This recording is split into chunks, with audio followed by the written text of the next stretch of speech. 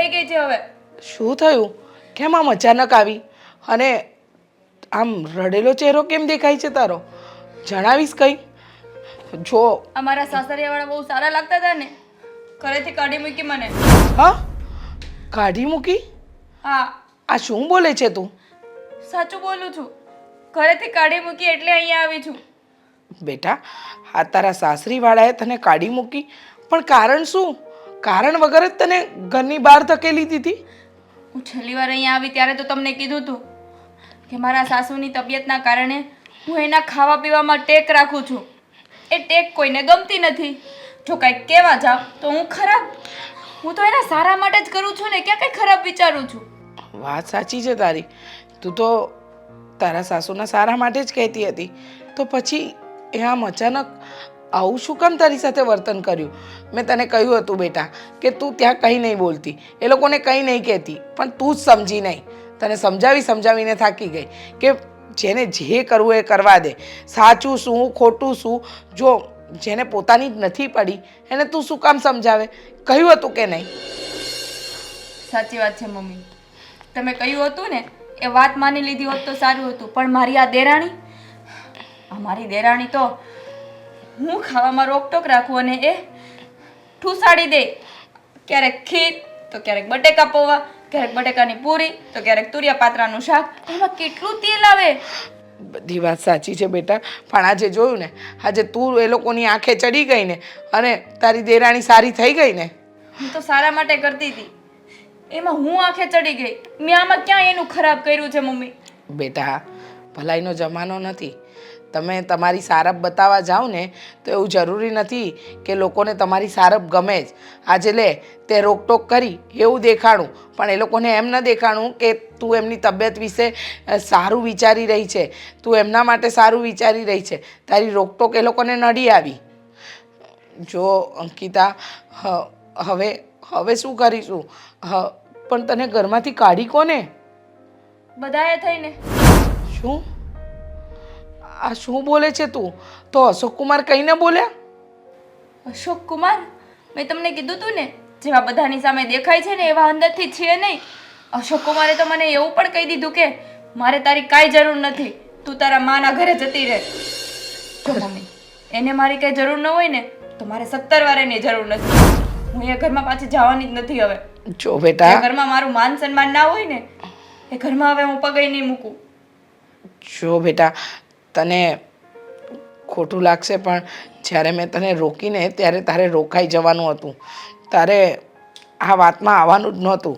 તને સમજાવીને થાકી ગઈ, પણ તું સમજી જ નહીં. તને કહ્યું કે ન બોલીશ, આ તને સાચું બોલવાનો જે ભભરો છે ને એ છોડી દે, પણ તું માની નહીં. આજે આ ઘર સંસાર તૂટી ગયો એટલે કે એ લોકોએ તને ઘરમાંથી કાઢી.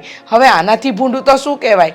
પણ મમ્મી, આપણા ઘરનું સભ્ય કોઈ રોગેથી પીડાતું હોય એ કઈ રીતે જોવું, કઈ રીતે સહન થાય? માનીએ બેટા કે આપણાથી ખોટું થતું હોય ને એ નથી જોવાતું અને એ નથી જોઈ શકતા આપણે, પણ શું કરીએ? મને કે હવે જે વ્યક્તિને નથી સમજવું એની આંખે તો તું ચડી ગઈ.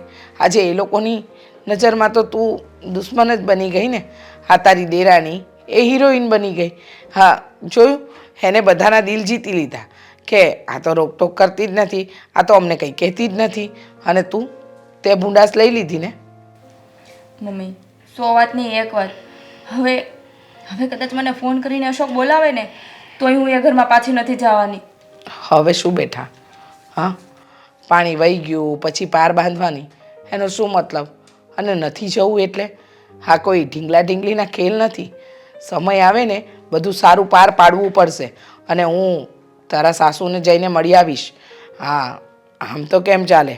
મારી દીકરી કંઈક ખોટી થોડી છે, એમ ભૂલ થઈ છે માનું છું, પણ કંઈ ખોટું થોડી કર્યું છે કે જેથી કરીને આપણે એ લોકો કેમ નાચવાનું ને એ લોકો કેમ કરવાનું. તમે મારા સાસુ પાસે જશો તો તમને શું લાગે છે મારા સાસુ તમારી વાત માનશે? મનાવવા પડશે બેટા, કહેવું પડશે. માને ન માને એ બીજી વાત છે, પણ વાત તો કરવી પડશે ને. સંબંધ છે. એ નહીં માને, કોઈ સંજોગોમાં નહીં માને મમ્મી. જેમ મારી વાત બધી ખોટી જતી હતી ને એમ તમારી એ વાત બધી ખોટી જ જશે. આપણે અંકિતા બેટા સોનાના વેણ પાણીમાં નાખીએ ને એના જેવું થશે. એના કરતાં ન જાવ ને એ જ વધારે સારું. મારી વાત સાંભળીશ તું? હા, થોડી ધરપત રાખ, બધું સારું થશે. હો ઈના બેન કેમ છો? હવે તો મને મજા છો. હા જય શ્રી કૃષ્ણ. જય શ્રી કૃષ્ણ. આવો બેહો. હર્ષાબેન, તમે આ શું કરી રહ્યા છો? તમને કંઈ ભાન છે કે નહીં? કે પછી તમે બધું ભૂલી ગયા છો? મને બધી ભાન છે. તમારે મને મારી ભાન યાદ કરાવવાની જરૂર નથી. તમે આવું શું કામ બોલો છો ને આવું વર્તન શું કામ કરો છો? મને એ નથી સમજાતું. જુઓ, આ વહુને ઘરમાંથી કાઢી મૂકો અને શાંતિથી તમે આમ ઠંડા કલેજે કઈ રીતે બેસી શકો છો? હા, વિચાર તો કરો. તમારી મોટી વહુ જે પરણીને આવી તમારા ઘરને બરાબર સંભાળ્યું અને તમે એને જાકારો દઈ દીધો, અને એ પણ નાની અમથી વાતમાં. નાની અમથી વાત લાગે તમને? એ મારી મોટી વહુ છે ને અપલખણી હતી એટલે જ ઘર મૂકીને જવું પડ્યું. તમે આ શું બોલો છો? મારી દીકરી વિશે બોલો છો? વિચાર તો કરો. મને ખબર છે હું તમારી દીકરી વિશે જ બોલું છું, એટલે તો હું કહું છું કે મારી મોટી વહુ અપલખણી હતી. મારે એમ તો ન કહેવાય તમારી દીકરી હતી એ. શું બોલો છો? અરે, તમારી તબિયત સારી નથી, તમારું આટલું ધ્યાન રાખે છે, છતાં ધ્યાન રાખે છે? કોણે કીધું ધ્યાન રાખે છે? મને ટાઈમે હરખું ખાવા નહોતી દેતી, હાથમાંથી જોટી લેતી હતી. અરે કાંઈક પણ મન થાય ખાવાનું એટલે નહીં. અને મારી નાની વહુ મારી કેટલી હારી છે. મને ટાઈમે બધી હારી રસોઈ બનાવીને ખવડાવે. આખા દીમાં 4 ટાઈમ રસોઈ બનાવી દે, ઘરમાં ગરમ જમાડે. પણ નહીં, તમારી દીકરીને તો એ ગમતું જ નહોતું, એટલે ઈ ઘર મૂકીને જતી રહી. સારું થયું, કઈ વાંધો નહીં. મારે તો નાની વહુ છે, ઈ મને હાસવી લે. મારે તો ઈ હારી જે હાસવે ઈ હારી. તમે વિચારી શકો છો કે તમે શું કરી રહ્યા છો? અરે, તમારી નાની વહુ તમને મન ફાવે એવું જમાડે છે, પણ તમારી મોટી વહુ એટલે કે મારી દીકરી, ડૉક્ટરે તમારા માટે જે સારું છે ને એ ખાવાની સલાહ આપે છે. તમારા માટે તીખું, તળેલું, તેલવાળું અને ખાસ કરીને બટાકા, આ બધું ના પાડી છે.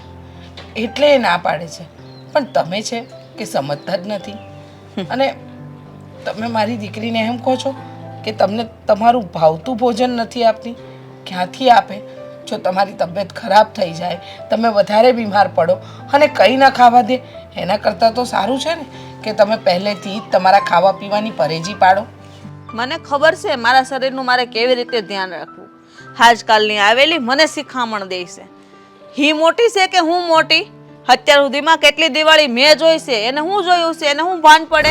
કાંઈ નહીં, એને બસ આળસ આવે રસોઈ બનાવતા, એટલે બધા બાના બતાવે અને ડૉક્ટરના બાના કાઢે. બાકી મારું શરીર એકદમ સરસ ને સ્વસ્થ છે, મને કોઈ રોગ નથી. આ જો કેવી ટાસકા જેવી બેઠી છું. મને સમજાતું નથી. તમને રોગ નથી. અરે ડૉક્ટર ખોટા, મારી દીકરી ખોટી. અરે, જે ઘરમાંથી વહુ જાય ને એ ઘરમાં પસ્તાવો હોય, માણસને દુઃખ હોય, પણ તમારો ચહેરો જોતા લાગતું નથી કે તમને કોઈ વાતનો પસ્તાવો હોય. મારી દીકરી આ ઘરમાંથી ગઈ એ વાતનું તમને દુઃખ હોય, જરાય નથી લાગતું. હા, હું કામ દુઃખી થાવ? હું કરવાનું પસ્તાવ ભાઈ? એની કરતાં મારી નાની વહુ મને સારી રીતે હાંસવે છે. અરે તમારી દીકરીને એટલો બધો પાવર છે કે મારા હાથમાં થાળી હોય ને તો એ જૂટવી લે. બોલો, ડૉક્ટરે ના પાડી, સા ન બનાવી દે, સા બનાવે તો ખાંડ ન નાખે. હજી હું ખાધા જવડી શું કાંઈ હાવ ગોઢી નથી થઈ ગઈ? તે બધી વાતમાં પરેજી કરે છે. મને ખબર પડે એટલી મારે હું ખાવું ને હું નહીં. તો હવે તો તમારી દીકરીને એટલું કહી દેવાય કે તારી હાવું કઈ ને એમ કરે જવાય. વાહ, બાકી બધો વધારાનો લવારો ન કરાય. આ જો નનકી રહી છે કે નહીં, હું જેમ કહું ને એમ કરે. અમુકરી એક આઈટમ વધારે બનાવે ને ક્યાં એને બાપનું જાતું તું? મારા ધણી કમાઈને ભેગું કર્યું એનું જાતું તું. અરે, એમાં એના પપ્પા ક્યાં વચ્ચે આવ્યા? વેવાણ, આ તો વાત એમ છે કે તમે આગળ જતાં વધારે ન પીડાવ એટલા માટે મારી દીકરી તમને રોકટોક કરતી હતી. અને જો રોકટોક ન કરે તો મારી દીકરી આ ઘરમાં આવી શકે ને? હું ભલે પીડાવ, હું ભલે દુઃખી થાવ, એને તો કાંઈ જોવાની જરૂર નથી. તમારા ઘરે બેઠી છે ને ભલે ને જલસા કરે. તમે હાંસવો તમારે છોડીને, આ મારી નાની વહુ મને હાંસવી લે હે. એટલે મારી દીકરી મારા ઘરે આવી એ વાતનો તમને કે અશોક કુમારને કોઈ પસ્તાવો નથી? જરાય નહીં. શું કરવાનું હોય એની ઘેર ભલે રહી, અમારે કોઈ જરૂર નથી. અમારું કીધું ન માને ઈ બાઈને અમારા મારા ઘરમાં લાવીને કરવી છે હું. જય શ્રી કૃષ્ણ વેવાણ. મને એમ હતું કે તમે સમજી જશો, પણ તમે નહીં સમજો.